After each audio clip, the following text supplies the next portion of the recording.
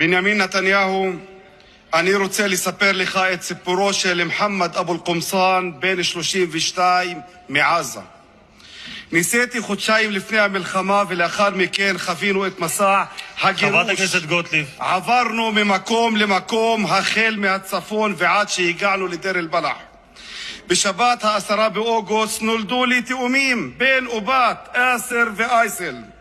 וזאת לאחר ניתוח קיסרי קשה שעברה אשתי, דוקטור ג'ומאנה ערפי. שמחה מילאה את ליבנו בבואם של ילדינו הראשונים. ההתרגשות הייתה בלתי ניתנת לתיאור.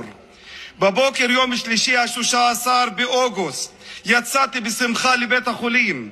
הוצאתי את תעודת הלידה לתינוקות שלי.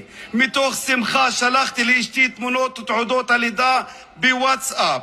אחי לא ענתה. באותו הזמן קיבלתי שיחה מאחד השכנים ששאל אם אני בסדר. עניתי, אני בסדר.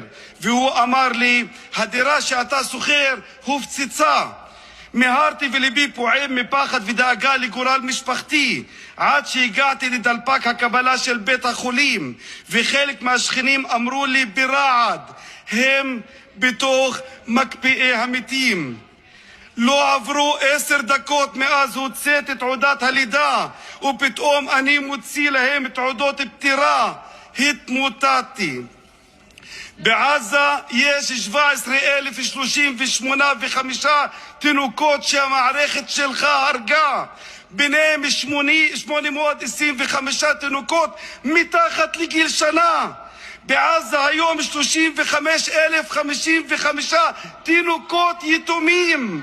הדם של כולם ירדוף אותך, ואתה בעזות מצח תוהה על כך שאתה מואשם בבית הדין בהאג. בנימין נתניהו, חברי הכנסת, מהו החזון שלך? מה החזון שלך, תגיד לי? מזה 30 שנה אתה רוצח סדרתי של השלום. לא, עצור. רד מהדוכן מיד. רד מהדוכן מיד. להוריד אותו עכשיו. מה החזון שלך? רוצח סדרתי בקפלן, לא פה. רוצח סדרתי של השלום זה אתה. רד מהדוכן. רוצח סדרתי, רד מפה. רד מפה, חצוף.